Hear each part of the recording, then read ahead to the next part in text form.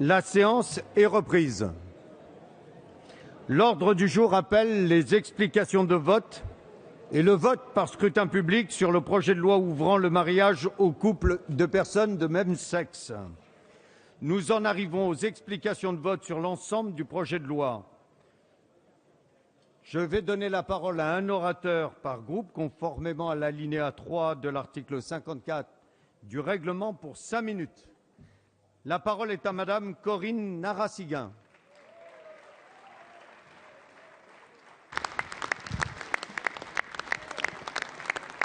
Merci, Monsieur le Président. Mesdames et Messieurs les ministres, Monsieur le rapporteur, mes chers collègues, après 2 semaines de débats intenses, nous sommes arrivés au bout de ces 5000 amendements. Moment de tension, moment de fierté, moment de fou rire même, nous nous apprêtons maintenant à voter une loi essentielle. Le groupe socialiste est resté ferme et soudé autour de l'engagement 31 du président François Hollande, porté par une même conviction, l'égalité des droits pour tous et toutes, quelle que soit l'orientation sexuelle. La cohérence et la cohésion ont été exemplaires et c'est bien l'ensemble de la majorité qui a défendu sans ambiguïté ce projet. Le travail parlementaire a été de grande qualité, en amont avec des auditions riches et intéressantes, puis en commission et enfin en séance publique. Je tiens ici à saluer le travail de grande envergure du rapporteur Erwan Binet.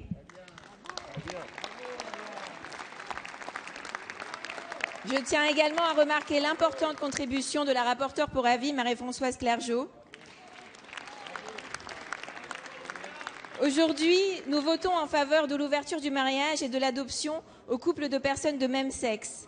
Cette loi apportera un changement concret dans les vies de nombreuses familles. Enfin, après plusieurs années de lutte, une des dernières discriminations institutionnelles sera rayée de nos lois pour une reconnaissance pleine et entière de l'existence des familles homoparentales et de leur réalité.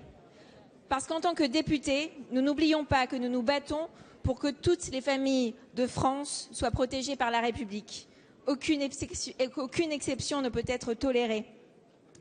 Je veux, au nom de tous les députés socialistes, rendre hommage aux membres du gouvernement pour leur engagement, leur dévouement et leur sincérité. Madame la garde des Sceaux, Christiane Taubira, Madame la ministre déléguée à la Famille, Dominique Bertinotti, un grand merci pour avoir défendu ce projet de loi avec ferveur. Il est regrettable que l'opposition se soit adonnée à la désinformation et aux amalgames en tout genre, provoquant chez nos concitoyens une certaine confusion. Mais je tiens à le souligner, l'opposition a également participé à la bonne tenue des débats.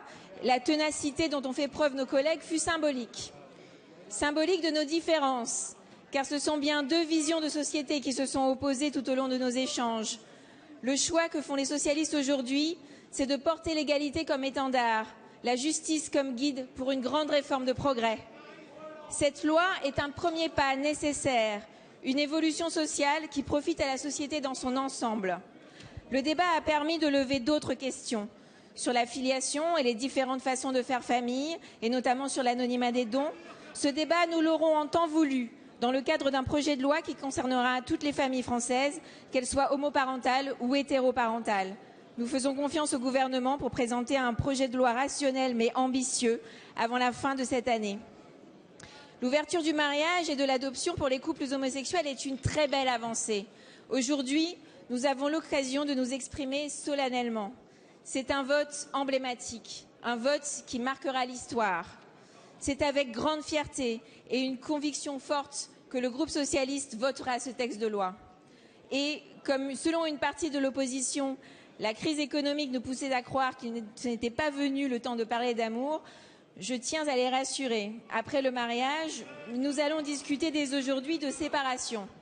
Bancaire, soit, mais ce n'est que pour mieux nous retrouver dans cet hémicycle, car nous, socialistes, ne hiérarchisons pas les priorités. Dans une démocratie représentative, la majorité parlementaire a toute légitimité à mettre en œuvre les engagements pris devant le peuple. Nous nous devons d'être exemplaires. En tant qu'élus de la nation, il est de notre responsabilité de faire respecter la devise de la République. Liberté, égalité, fraternité, rien de plus, rien de moins. Merci, Madame Narassiguin. Merci. Merci. Si vous voulez bien vous asseoir, la parole est maintenant à Monsieur Hervé Mariton.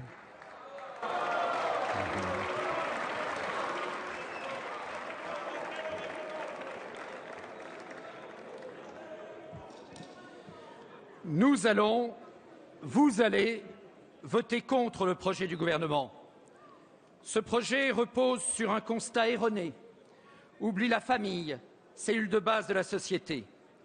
Il est construit autour d'une proposition inadaptée car dogmatique, avec des conséquences mal maîtrisées, la procréation médicalement assistée, la gestation pour autrui. Nous regardons vers l'avenir.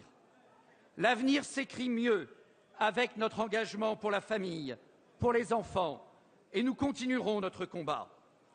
Quelles sont nos différences? Nous innovons avec le projet d'union civile. Quand vous vous enfermez dans une réponse standard, nous proposons une réponse pragmatique quand votre projet est dogmatique. Nous regardons l'avenir quand vous vous enfermez dans un symbole. Nous célébrons le mariage comme institution quand vous le ravalez au rang de contrat. Nous garantissons l'égalité des enfants quand vous risquez un nouveau droit à l'enfant. Nous célébrons l'enfant comme un don quand vous le réclamez comme un dû. Nous lui devons notre responsabilité quand vous le soumettez à votre liberté.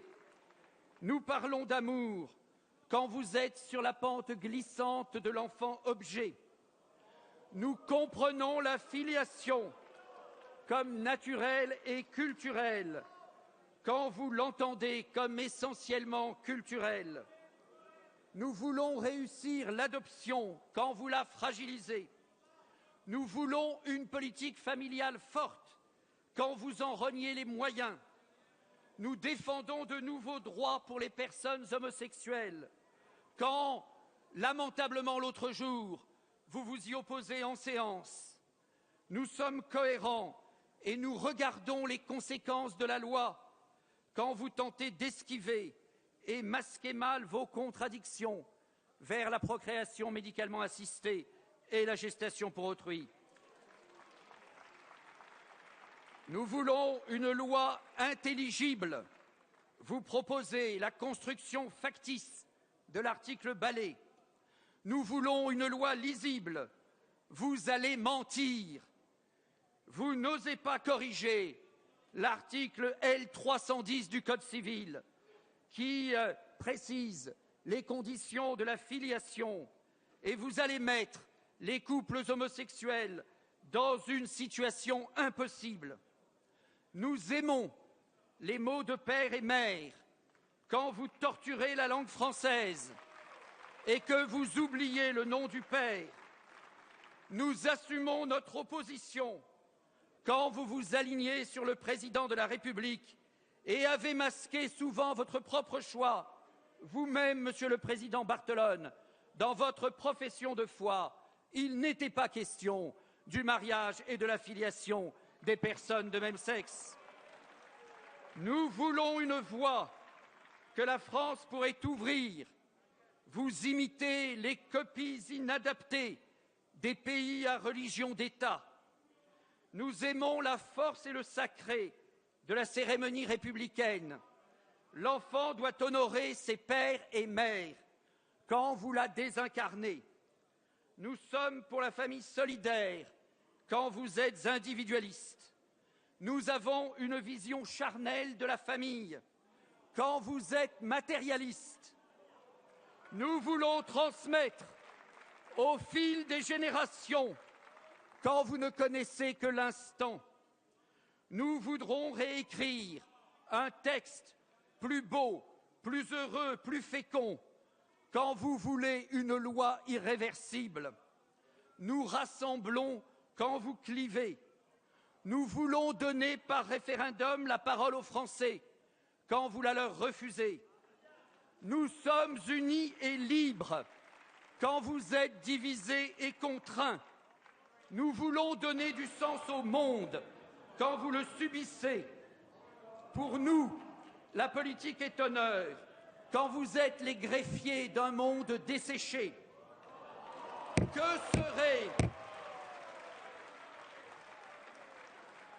Que serait la France sans Marcel Pagnol et son père, sans Albert Cohen et sa mère? Oui, libérez-vous, n'abîmez pas l'avenir de la France. La France mérite un tout autre projet. Merci. La parole est à monsieur Jean-Christophe Fromentin.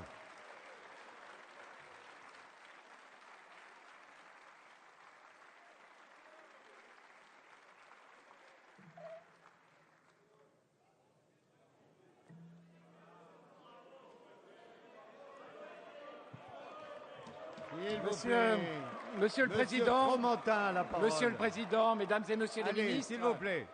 chers collègues, je voudrais à mon tour rendre hommage à tous ceux qui, au cours de ce débat, ont défendu des positions de bonne foi. Et je pense que toutes les positions de bonne foi sont respectables et méritent d'être respectées. C'est en conscience, néanmoins, et dans le respect des nuances et des positions différentes des députés du groupe UDI que je m'exprime, dans le respect également des couples homosexuels qui attendent beaucoup de ce texte, mais avec la ferme conviction de la très grande majorité d'entre nous que ce projet n'est pas acceptable car il remet en cause les fondements de la famille. Nous avons, chers collègues, très rarement l'occasion de débattre et de voter pour ou contre un texte qui marque autant le sens de notre engagement politique. Cela donne à chacun d'entre nous, à chacun de nos votes, une portée particulière, une responsabilité particulière, car non seulement il nous engage, mais surtout il engage toute la société. Le président de la République ne s'est pas trompé d'ailleurs, car il y a quelques mois, il a évoqué cette liberté de conscience. Les débats que nous avons eus depuis plusieurs jours ont porté sur le sens que nous donnons les uns et les autres au mot égalité. Nous avons eu deux interprétations différentes. L'égalité pour les couples et la possibilité qui leur est donnée de fonder une famille, l'égalité pour les enfants et la chance qui leur est donnée d'avoir un père et une mère. La vérité ou la fiction, l'égalité au service des plus forts ou l'égalité au service du plus faible, le droit à l'enfant ou le droit de l'enfant. Ce débat a néanmoins été tranché dès le vote de l'article 1 le 2 février dernier et toutes les solutions que nous avons proposées, comme celle de l'union civile et le statut de beaux-parents, alors même qu'elles répondaient à la réalité des situations vécues par les couples homosexuels et aux attentes de la plupart d'entre eux, ont été balayées d'un revers de main. Car finalement, la victoire que vous recherchiez était probablement d'abord d'ordre symbolique. Mais ce symbole, chers collègues, engage l'avenir. Bien au-delà de la grande majorité des Français qui réalisent peut-être pas aujourd'hui la portée de ce texte, bien au-delà de ce que vous leur avez dit, bien au-delà de ce que vous leur avez promis. Vous créez 3 nouveaux droits. Celui de se marier pour les couples de même sexe, celui d'avoir des enfants, un droit à l'enfant, celui surtout de rompre la filiation et de priver un enfant de ses origines. Les réponses que vous devrez donner pour rendre effectifs ces droits, au-delà de l'adoption plénière qui, vous le savez bien, est prévue dans ce texte, mais ne suffira pas, seront inévitablement la procréation médicale assistée et la gestation pour autrui. Malgré vos hésitations, malgré les débats et les consultations que vous avez promis sur le recours ou non à ces modes de procréation médicalement assistée, la Cour et probablement la jurisprudence européenne risquent de vous mettre rapidement, vous le savez, face à vos responsabilités. Vous avez refusé l'union civile, vous avez choisi le mariage. Ce choix est le vôtre, vous devrez l'assumer, car le droit européen risque, je le crains fortement, de faire le reste du chemin à votre place si d'aventure vous n'osez pas aborder cette question ici, devant la représentation nationale. Faibles sont les motifs qui nous permettront, chers collègues, d'éviter la PMA et la GPA, ni la légitime attente des couples de même sexe, ni le sens, ni le principe d'égalité que beaucoup d'entre vous brandissent dans les débats au mépris des différences et de la richesse de ces différences. Sachez en tout cas que la quasi-totalité des députés UDI se mobiliseront avec détermination contre cette évolution qui marquerait une étape supplémentaire dans le droit à l'enfant. Les Français ont-ils réalisé vers quoi ce texte nous emmène? Je n'en suis pas du tout convaincu.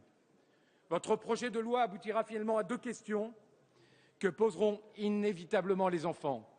D'où je viens? Pourquoi je n'ai pas de papa ou pourquoi je n'ai pas de maman?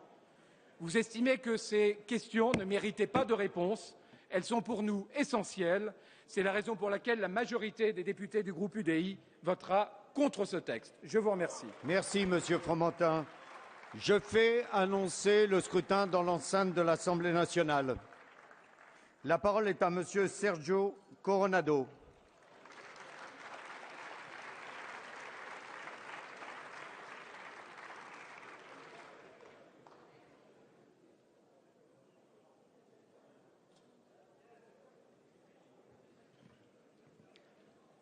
« 24 séances, 10 jours, 110 heures de débat et 4 999 amendements auront été nécessaires à l'examen du texte portant ouverture du mariage aux couples de personnes de même sexe.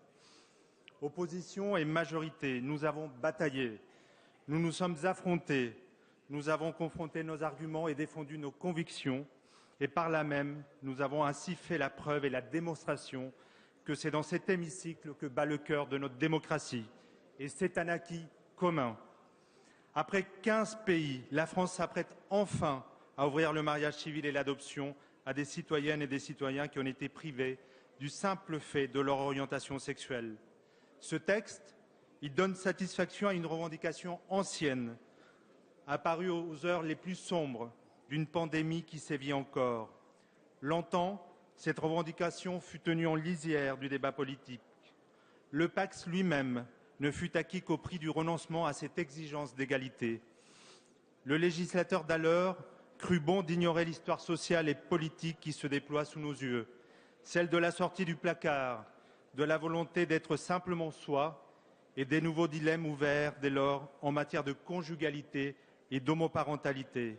Il eut tort, car les arguments d'hier alimentèrent les conservatismes d'aujourd'hui. Ce texte, chers collègues, rendra désormais possible ce qui, pour une majorité de nos concitoyens, est une évidence. Une évidence parce que pour tout citoyen, la possibilité de se marier est un droit et une liberté. Une évidence parce que la majorité de la population désapprouve aujourd'hui que la loi prive encore de ce droit et de cette liberté les gays et les lesbiennes. Ce projet de loi donne corps à la belle promesse d'égalité que la République fait à chacun de ses enfants.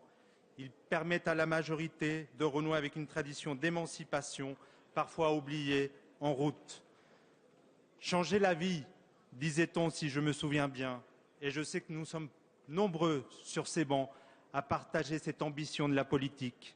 Ce que nous allons voter dans quelques minutes va en effet, chers collègues, changer la vie d'hommes et de femmes tenus à l'écart de cette institution républicaine qu'est le mariage civil. Ce que nous allons voter va changer la vie de dizaines de milliers de couples qui se voient ainsi reconnus en dignité et en droit. Ce texte, il va changer la vie de familles et d'enfants qui n'auront plus à bricoler avec la loi. La loi désormais les protégera. Membre de la majorité, le groupe écologiste est fier de ce que nous allons accomplir. Cette réforme ne saurait cependant se faire à nos yeux au prix d'une ultime crispation. Vous le savez, différentes modalités pour établir les liens de filiation existent. La filiation repose en effet sur la procréation, sur l'adoption ou sur l'engendrement avec tiers donneur. La filiation d'hier n'était pas biologique, mais instituée sur le socle du mariage. Telle était d'ailleurs la volonté des codificateurs de 1804. Et la filiation de demain ne sera pas une négation de l'altérité des sexes, mais la conjugaison harmonieuse de ce qui existe déjà lorsque le législateur ouvrira la procréation médicalement assistée aux couples de femmes. Votre gouvernement, Monsieur le Premier ministre, a pris ici même des engagements et cette parole donnée nous engage tous. Je voudrais, en concluant mes propos, m'adresser à Madame la garde des Sceaux. Vous avez fait preuve, Madame, de talent, de détermination pour porter ces textes. Nul ici ne saurait le contester. Presque 9 ans après le mariage célébré par Noël Mamère à Bègles, vous venez de faire tomber les murs d'une discrimination. Il fut à l'époque sanctionné. Vous êtes aujourd'hui célébré et applaudi dans les rangs de la majorité. Que de chemin parcouru. Ce n'est que justice. C'est donc un mot simple, un mot très simple qui me vient à l'esprit. Merci, Madame. Merci d'avoir apporté votre pierre à ce bel édifice qu'est l'égalité. Nous pouvons être fiers du vote que nous allons faire dans la majorité. Nous pouvons aussi être fiers de compter parmi des membres de l'opposition des hommes et des femmes libres qui permettront que des couples aient accès au mariage. Merci. La parole est à Monsieur Alain Tourret.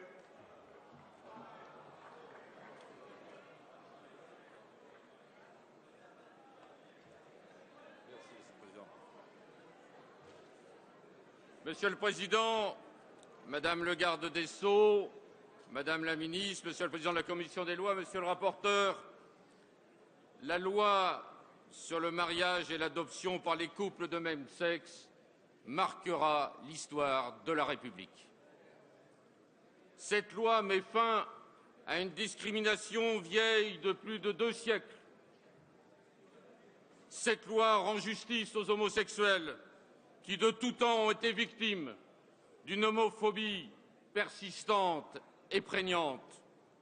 Ce n'est que le 10 décembre 1981 que la dernière loi sanctionnant pénalement l'homosexualité a été abolie, et par la gauche et pas par la droite.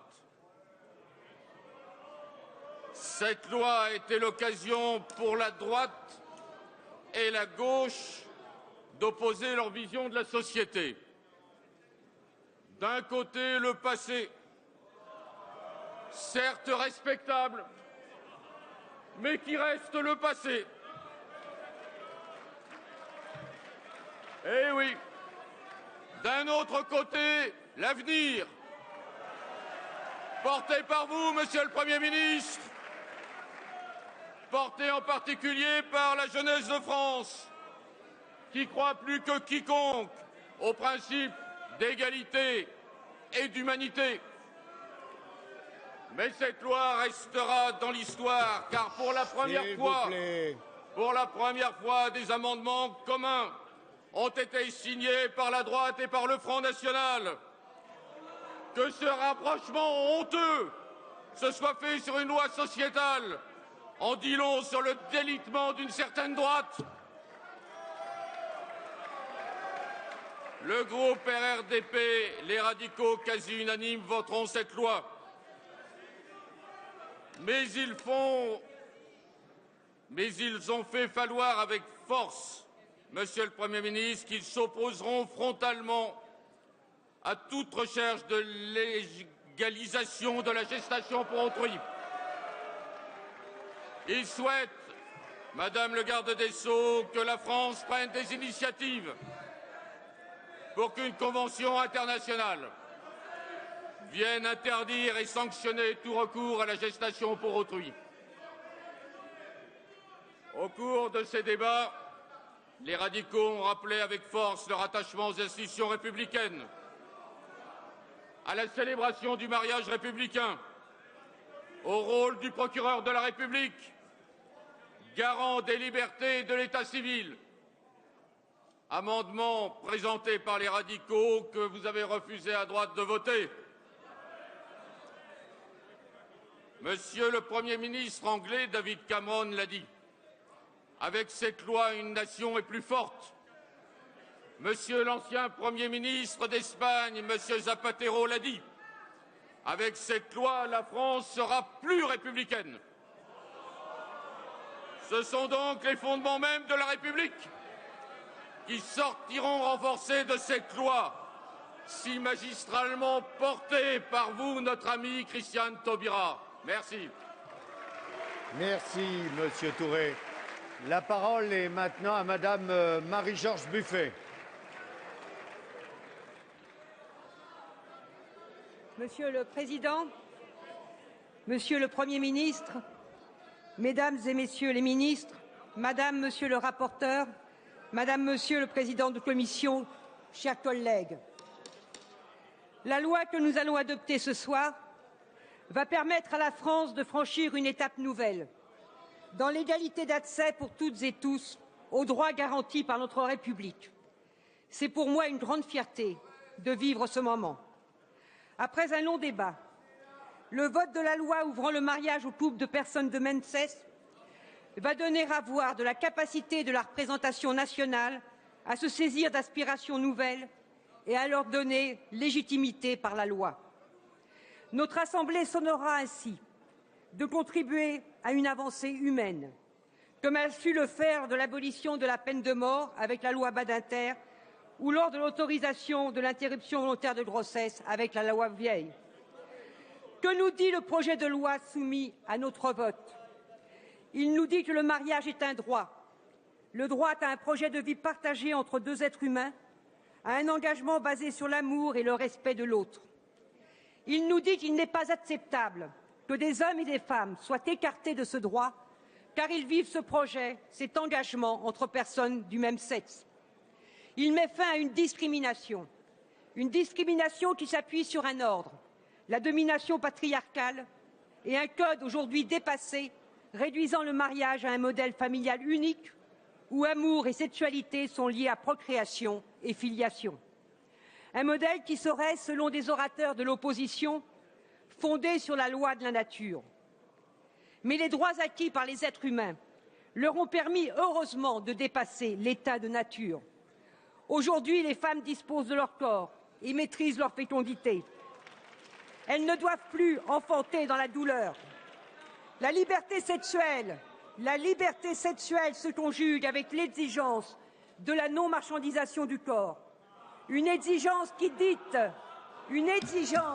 écoutez pour une fois, une exigence qui dicte notre refus de la gestation pour autrui qui utilise le corps des femmes. Une exigence qui appelle aussi l'abolition de la prostitution.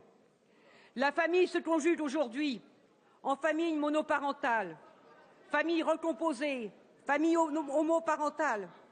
L'amour, le projet de vie commun se sont libérés d'un modèle unique et c'est bien. Car en finissant avec l'hypocrisie, bien des frustrations, bien des souffrances sont levées. Le projet de loi ouvre aussi, en lien avec le mariage, au droit de fonder famille, en instaurant l'adoption pour tous les couples. Contrairement à ce qui a été dit par les opposants du projet, il ne s'agit pas d'un droit à l'enfant, mais au contraire d'ouvrir les mêmes droits à tous les enfants, quel que soit le foyer au sein duquel ils vivent. Car ce qui importe le plus pour les enfants, c'est bien l'amour qui les entoure, la démarche éducative comme la protection accordée par leurs parents. Permettez-moi de penser que tout cela ne dépend pas de l'identité sexuelle de ceux-ci. Permettre l'adoption pour les couples homosexuels comme hétérosexuels appelle que la France ne se plie pas aux exigences conservatrices de certains pays, mais au contraire agisse au plan international contre l'homophobie d'État lors des conventions bilatérales ou des sommets internationaux. Nos collègues de l'opposition ont tout au long du débat opposé les droits des enfants à ce projet de loi. Mais ce projet de loi est une avancée pour les droits des enfants. Il lève toute instabilité pour leur avenir, en leur permettant d'avoir des parents dont la responsabilité est reconnue à part entière. Si des enfants parfois souffrent du regard extérieur, n'est-ce pas justement parce que la loi ne leur permet pas de vivre à égalité avec les autres enfants? La loi qui nous est soumise ce soir leur permet d'avoir des parents de plein droit pour être des enfants de plein droit. Ce dont nous décidons par ce vote, c'est en fait de notre capacité à vivre ou non ensemble, à gagner ou non en humanité par la pleine égalité et la liberté de chacun. L'Assemblée n'a pas retenu l'inscription dans cette loi de la PMA. Le gouvernement s'est engagé à l'inscrire dans la loi famille à venir. Le débat permettra alors, je l'espère, de répondre aux attentes légitimes de toutes les femmes. Mesdames les ministres, merci à vous pour la qualité de vos apports et pour votre engagement. Merci aussi à tous ceux qui ont défendu leurs convictions avec sincérité. Chers collègues, il y a des rendez-vous à ne pas manquer. La loi que nous allons adopter ce soir peut permettre à des hommes, des femmes et des enfants de vivre enfin un vrai bonheur dans la plénitude de leurs droits. C'est la raison pour laquelle les députés du Front de gauche voteront ce projet de loi. Merci, madame. Je vais vous demander aux uns et aux autres de regagner vos places.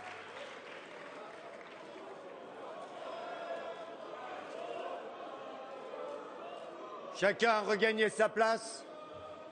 Le scrutin est ouvert. Le scrutin est clos. Voici le résultat du scrutin. Votant 568. Suffrages exprimés 558.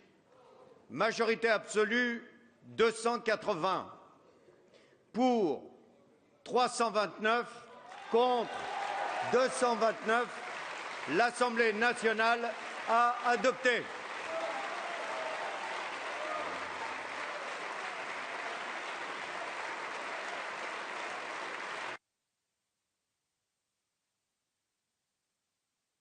S'il vous plaît, s'il vous plaît. Allez, allez, allez. Madame la ministre, Madame la garde des Sceaux, vous souhaitez dire quelques mots? Je vous donne la parole.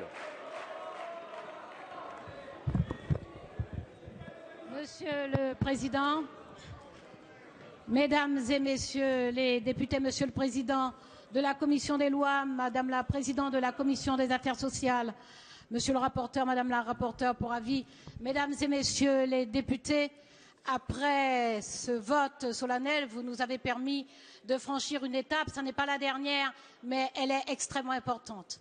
Après le Premier ministre, je voudrais remercier les présidents des 4 groupes de la majorité et les 4 responsables du texte pour leur engagement constant sur ce texte. Je voudrais exprimer ma gratitude aux députés de la majorité qui furent constamment nombreux, actifs, qui m'envoyaient une très belle énergie. Je veux saluer les députés de l'opposition, en particulier ceux qui, du premier au dernier jour, ont bataillé avec une très belle ténacité. C'est parce que chacun des députés ici a montré avec quel sérieux il considérait cet effort que nous avons réussi à élever le débat à cette hauteur.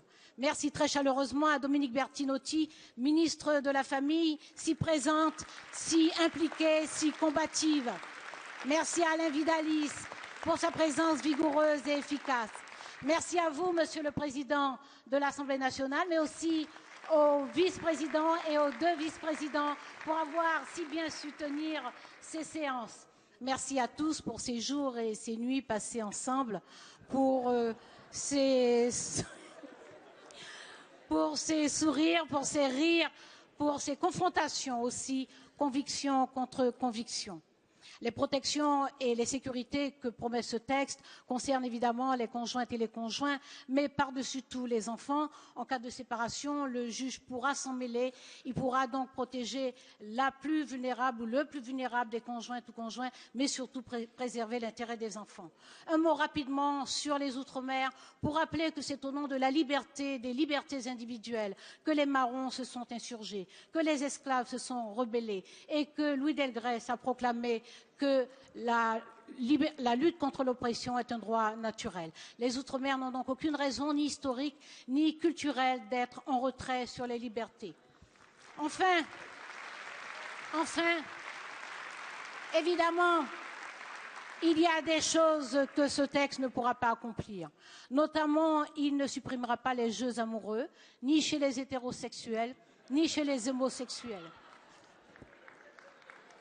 Et il restera toujours beaucoup de femmes pour vous regarder, messieurs, pour vous observer, pour essayer de percevoir derrière vos carapaces la tendresse qui parfois vous habite, pour essayer de percer les défauts qui se cachent parfois sous des dehors affables, et pour discerner dans l'entrelac de vos talents et de vos faiblesses, si vous êtes capable de tracer des chemins sur la mer, comme écrivait Antonio Machado. Et une fois qu'elles vous auront jaugé, les femmes décideront soit de vous faire languir, soit de vous séduire. Et ce texte n'y pourra rien, vous serez toujours soit en grâce, soit en péril. En définitive, ce projet de loi nous a conduits à penser autrui, à consentir à l'altérité.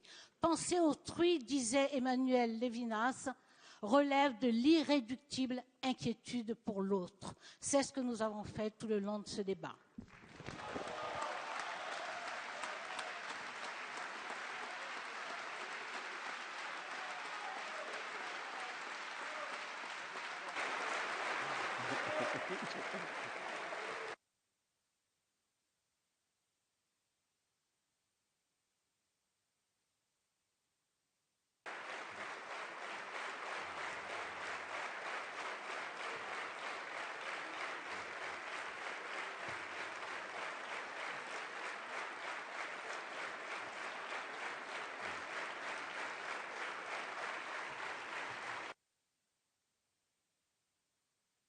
Ministre.